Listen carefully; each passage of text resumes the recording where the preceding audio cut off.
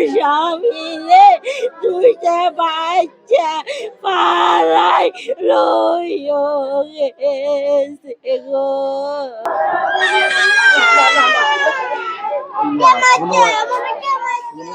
দক্ষিণ আফ্রিকায় মাত্র 2 দিনের ব্যবধানে সশস্ত্র দুর্বৃত্তদের গুলিতে 2 বাংলাদেশি প্রবাসী নিহত হয়েছেন। নিহতদের বাড়ি নোয়াখালী জেলায়। পোর্ট এলিজাবেথ ও জোহানেসবার্গে পৃথক এই হত্যাকাণ্ডের খবর দেশে পৌঁছানোর পর নিহতের স্বজনদের মাঝে চলছে শোকের মাতম। খুনিদের দ্রুত গ্রেপ্তার ও বিচারের দাবি জানিয়েছেন এলাকাবাসী। আফ্রিকাতে তার নিজ প্রতিষ্ঠানে সন্ত্রাসীরা গুলি করে হত্যা করে। আমরা এই খবর পাইছি সন্ধ্যে 6টা বাজে আমরা তার মৃত্যুর খবর পাইছি। এখন আমাদের এলাকাবাসীর সবাইরে বিপুল আবেদন সরকারের কাছে যাতে লাশটা তাড়াতাড়ি দ্রুত বাংলাদেশে পাঠানোর ব্যবস্থা করে। কালা বাহিনী আসি গুলি করছে, তারপর দিয়ে আমরা এখন এটার একটা সুস্থ বিচার চাই। তার একটা মেয়ে আছে, একটা ছেলে আছে, এরা কিভাবে খাইবে, কিভাবে চলবে, এদের একটা সুরাহ করতে হইব। তো জীবিকার তাগিদে সুদূর দক্ষিণ আফ্রিকায় পাড়ি জমিয়েছিলেন নোয়াখালীর ইয়াসিন আরাফাত। দীর্ঘ 15 বছর কঠোর পরিশ্রমে সেখানে নিজের একটি বাড়ি ও ব্যবসা প্রতিষ্ঠান গড়ে তুলেছিলেন। কিন্তু গত 7 জুলাই মঙ্গলবার স্থানীয় সময় সন্ধ্যা 6টায় বাসার সামনে পৌঁছা মাত্রই ওত পেতে থাকা দুর্বৃত্তরা ইয়াসিন আরাফাতকে লক্ষ্য করে গুলি ছোড়ে। ঘটনাস্থলেই লুটিয়ে পড়েন তিনি।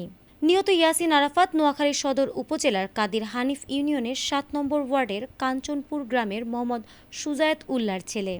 এই নির্মম হত্যাকাণ্ডের খবর গ্রামের বাড়িতে পৌঁছালে নেমে আসে গভীর স্তব্ধতা। কোনো সান্ত্বনায় থামাতে পারছে না পরিবারের সদস্যদের আহাজারি। ডাক্তারের কাছে গেছি, আমার বোনের জামাই আমার খবর দিয়েছে, বলছে অসুস্থ। ও আমার স্বামী রে দুইটা বাচ্চা পালাই লইও গেছে গো। একটা বাচ্চার 11 মাস আর একটা বাচ্চা। আমি আমার ছোট বোন রে কই, বোন আমার কেউ করার নড়ে সুমনের লাই। আমি ফোন করলাম সুমনের কাছে, তো অডিও কল দিছি, আর সুমনে কথা কইছে। কথা কওয়ার পরে আবার কই, সুমন তুই আমার একটু ভিডিও কল দাম তুললো কথা কমু।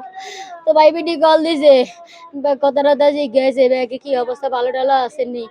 আপা আমি একটু ইবিজিবির মধ্যে আছি, আমি টাকা পাঠামো।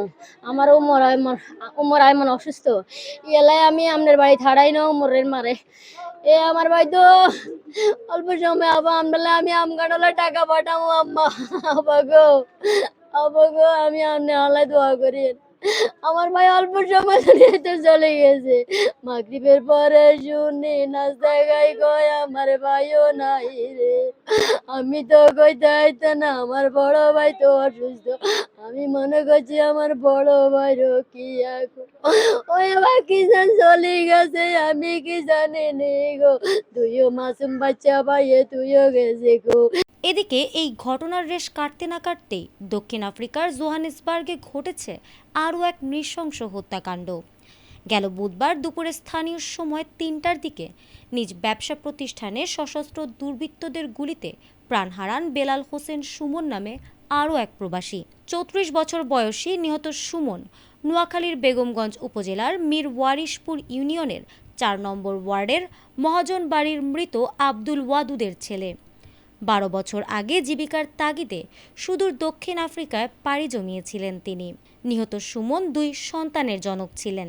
পরপর 2 প্রবাসীর এমন আকস্মিক ও নির্মম মৃত্যুতে নোয়াখালীর 2 গ্রামের বাড়িতে চলছে কান্নার রোল।